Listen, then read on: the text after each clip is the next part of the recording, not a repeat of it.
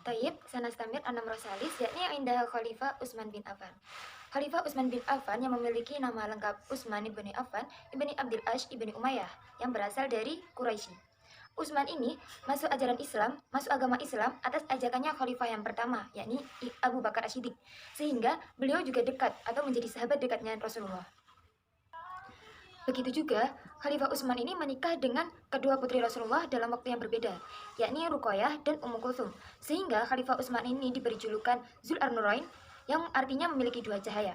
Dan hal ini yang menandakan bahwa Khalifah Utsman ini juga sangat disayangi oleh Rasulullah.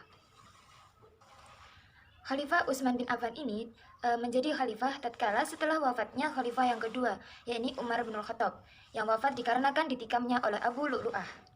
Akan tetapi, sebelum wafatnya Khalifah Umar bin Khattab, ada beberapa orang yang mengusulkan untuk mencalonkan beberapa penggantinya Khalifah. Nah, tatkala itu Khalifah Umar sedang sakit. Akan tetapi sebenarnya Umar ragu atas usulannya mereka. Dikarenakan takutnya Umar akan perpecahan umatnya di kemudian hari, maka Umar membentuk majelis syuro yang terdiri dari 6 orang, yang mana tujuannya atau tugasnya untuk menentukan siapa yang akan menggantikan posisi Khalifah Umar bin Khattab sebagai pemimpin setelah wafatnya Khalifah yang kedua. Sehingga terpilihlah Khalifah Utsman bin Affan sebagai pengganti atau penerusnya Khalifah yang ketiga. Pada masa Khalifah Utsman ini, beliaulah yang memimpin terlama sendiri, yakni selama 12 tahun. Akan tetapi di dalam kepemimpinan, setiap kepemimpinan pasti ada baik dan buruknya. Nah, pada masa pemimpinannya Utsman ini terbagi menjadi 2 periode, yaitu yang periode pertama, di dalam 6 tahun pertama, kepemimpinannya berjalan secara baik. Akan tetapi di periode yang kedua, 6 tahun terakhir, kepemimpinannya mulai goyah. Adapun beberapa kebijakan Islam yang baru dibawa oleh Khalifah Utsman. Seperti yang pertama, awalan wasala tawsi'i daulah al-Islamiyah fi 'aidi Utsman bin Affan ila manatiqa lam yuhrirha indaha Khalifah Umar bin Khattab, misal Ifriqiyah wa Konstantiniyah. Artinya yaitu perluasan daulah Islamiyah pada masa Khalifah Utsman bin Affan mencapai daerah yang mana yang belum pernah dimerdekakan atau terbebaskan oleh masanya Khalifah Umar bin Khattab, seperti Afrika dan Konstantinopel. Anam Rasani yakni tashkili awal al-ustuli al-bahriyi fi tarikhil islamiyah bikatirahi Muawiyah. Nah, yaitu pembentukannya armada angkatan laut yang pertama kali dalam sejarah Islam. Hal ini adalah usulan dari Muawiyah. Anam Rasalis yakni taramimi wa tawsi'il Masjidin Nabawi, yaitu merenovasi dan memperluas Masjid Nabawi. Anam Rabi yakni muhawalatu tauhid tilawatil Quran alladhi yatamayyazu bi tajmi'i al-ayah fi mushaf wahid, yaitu upaya untuk menyatukan pengajian atau cara pembacanya Al-Quran yang ditandai dengan kumpulan-kumpulan ayat Al-Quran dalam satu mushaf. Anam Rohomis yakni tanmiyatul mudawalati fil hayati al-ijtimaiyati wa hayati daulah, yaitu mengutamakan perkembangan musyawarah di dalam kehidupan sosial maupun dalam kehidupan bernegara. Sadis yakni bina'il marofiki al-ammah, yaitu pembangunan fasilitas-fasilitas umum.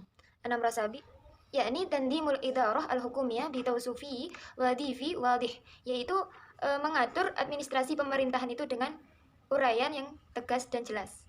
Seperti yang dijelaskan tadi, bahwa periode kepemimpinannya Utsman bin Affan ini dapat dibagi menjadi 2 bagian.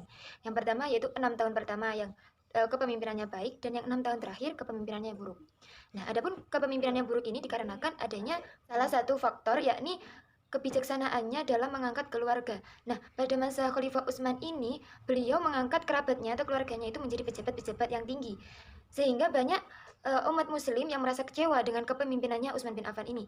Sehingga banyak yang berkata bahwa Khalifah Utsman ini telah lupa atas perintahnya atau atas ucapannya Khalifah yang sebelumnya, yaitu Umar bin Khattab, bahwa tidak perbolehkannya mengangkat keluarga atau kerabat menjadi pejabat-pejabat tinggi.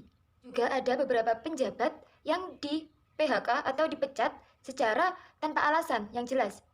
Selain dikarenakannya pengangkatannya kerabat menjadi pejabat tinggi, ada pula beberapa bawahan khalifah yang menyeleweng dari agama Islam. Seperti yang dilakukan oleh Walid bin Uqbah yang melakukan sholat subuh seharusnya 2 rakaat menjadi 4 rakaat, dikarenakan beliau melakukan sholat dalam keadaan mabuk.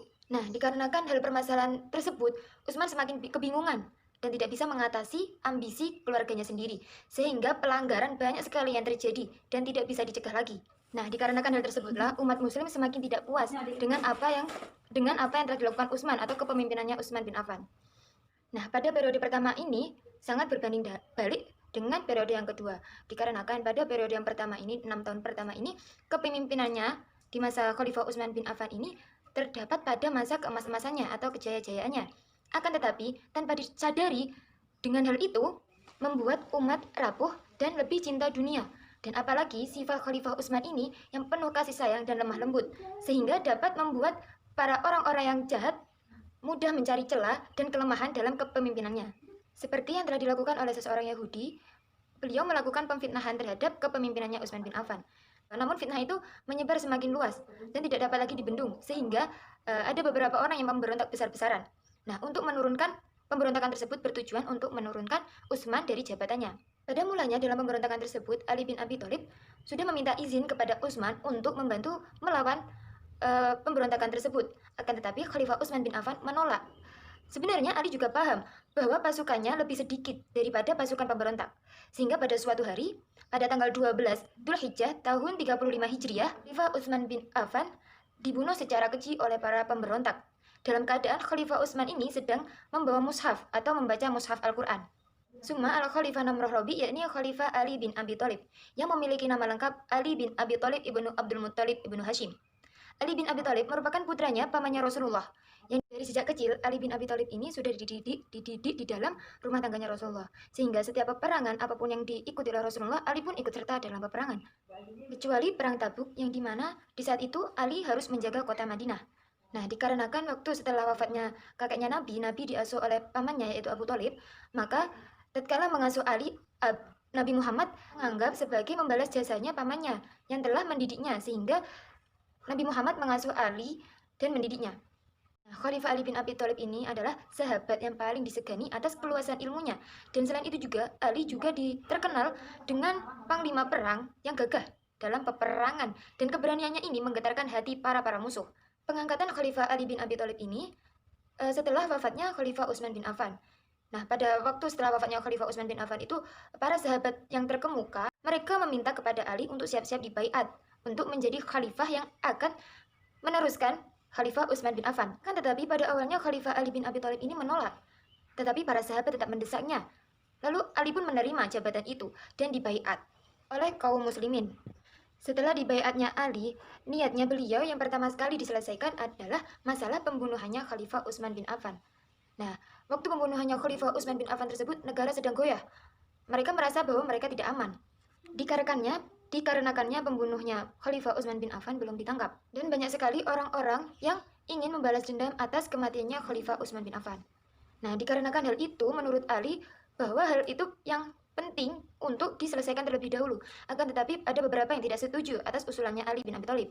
Nah, dikarenakan hal perbedaan tujuan inilah yang menyebabkan peperangan Jamal.